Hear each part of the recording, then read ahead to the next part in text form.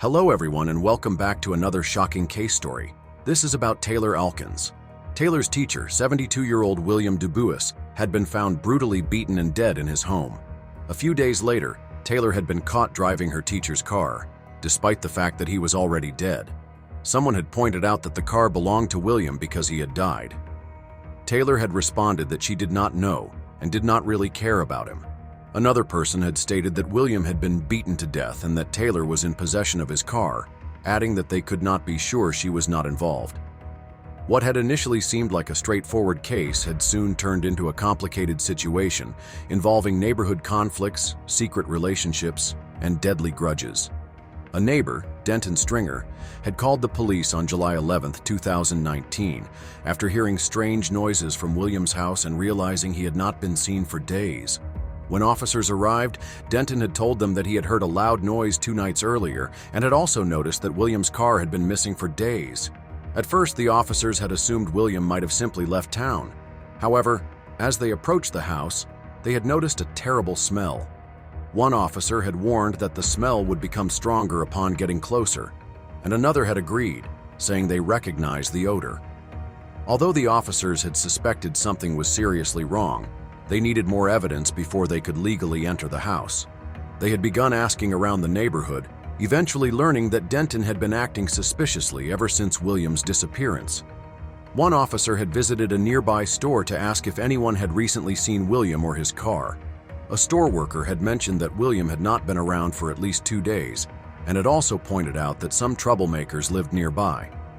The worker had explained that there was always some drama involving those people, though not necessarily with William. The officer had then begun to suspect the worst, that someone had harmed William and taken his car.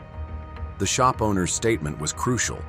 They revealed that William, known as Bill, had been missing for 2 to 3 days, which was unusual. They also mentioned that his neighbor, Denton Stringer, frequently had conflicts at his home, often involving different women. Recently, Denton had asked the shop owner to call William, claiming his daughter had stolen his phone. If true, she could be connected to William's missing car. The shop owner even suggested that if anything bad had happened to William, Denton and his daughter were likely involved. This raised suspicions, making whatever was inside William's house even more important to the investigation. Officer Hendrick returned to the house, where officers had secured a spare key.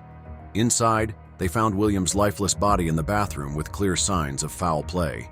His TV, wallet, and phone were missing, but there were no signs of forced entry, suggesting the killer had a key. The body's strong odor indicated William had been dead for over 24 hours. Red fuzz was also found around the house. Investigators immediately focused on William's missing red Ford Focus, issuing a BOLO alert.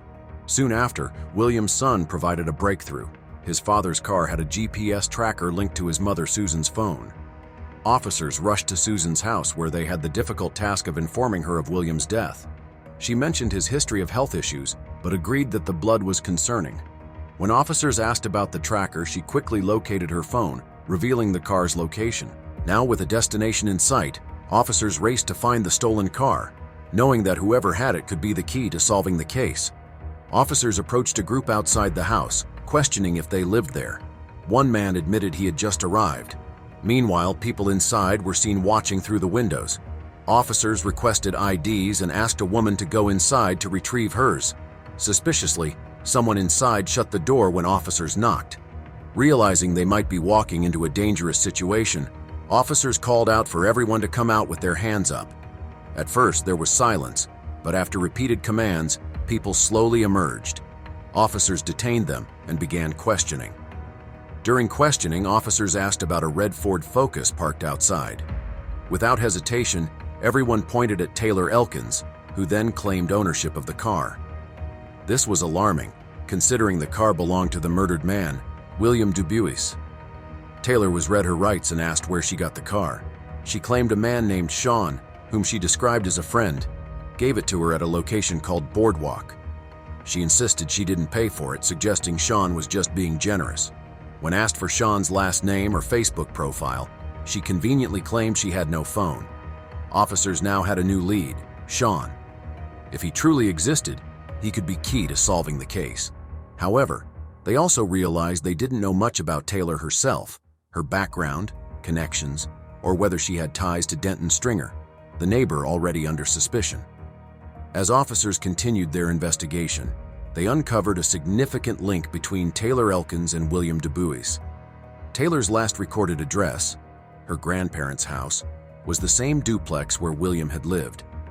One of the officers recognized her from a recent arrest, noting that she had multiple pending felony charges. The breakthrough came when detectives reviewed security footage, showing Taylor leaving William's home in his car 3 days before his body was discovered. With this evidence, they were convinced she was directly involved in his death. Now it was time for her formal interrogation. When questioned about whether she had a phone, Taylor claimed she didn't, explaining that her daughter had shattered it. The detective pressed her for details about her whereabouts earlier in the week, revealing that security footage had captured her arriving at her grandparents' house with 2 unidentified men. When asked whether she recognized William's car, Taylor acted surprised, suggesting that if it was his, it was a shocking coincidence. Even as the evidence against her mounted, she continued to evade direct answers. At that point, the detective decided to make it clear why she was being interrogated. She was told that William had been beaten to death and that she had been caught driving his car after the fact. Taylor appeared genuinely shocked upon hearing this, as if the reality of the situation had only just set in. The detective made it clear that she needed to start talking. If she wasn't responsible for William's death, she had to explain how she had ended up with his car. In response, Taylor insisted that she had borrowed the vehicle from a man named Sean, who lived in a nearby apartment. However, her story soon took another turn. She claimed that Sean had assaulted her and ruined her life, hinting that their relationship had been troubled for some time. The detectives now had another lead, but they weren't sure whether Taylor was telling the truth or trying to shift the blame. Either way, they were getting closer to uncovering what really happened to William Dubois. Throughout her interrogation, Taylor remained evasive, refusing to provide any personal information about Sean, the man she claimed had given her William's car. Suspicious of her reluctance, the detectives decided to pause the interview and verify her claims. What they discovered only worsened Taylor's situation. Later, when the detective returned, he asked if she had been thinking about anything. Taylor remained silent. Sliding a photo across the table, the detective asked if this was the man who had given her the car. Taylor hesitated, but ultimately confirmed it was. The detective then reminded her that she had said Sean was in jail. Taylor nodded nervously. However, the detective then revealed that Sean had been incarcerated since June 6th, long before William's murder. As Taylor's eyes widened in shock, the detective pressed her for an explanation. Realizing she had been caught in a lie, the detective made it clear. Her fabricated story now made her the prime suspect in William's murder. With no way to explain her deception, Taylor was taken to jail for the night while detectives continued gathering evidence against her.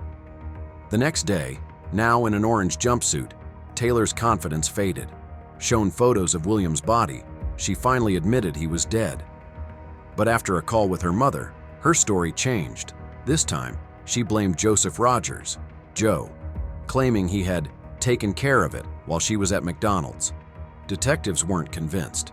They had forensic evidence. A lock of hair found in William's hand matched Taylor's, and GPS data showed her movements after the murder. Surveillance footage confirmed Joe had been in the car, but there was no proof he was involved in the crime. A polygraph test further exposed Taylor's deception. The examiner bluntly told her she was lying about not being present during the attack. Though she never confessed to police, she later told an inmate she had killed William in a rage after he refused to give her money. Both Joe and Sean were cleared of any involvement. On October 9, 2019, Taylor was charged with first-degree murder. To avoid a life sentence, she took a plea deal in January 2020 and was sentenced to over 40 years. Her first chance at parole will be in 2059. That's all for the video. Make sure to like, share, and subscribe for more such case stories.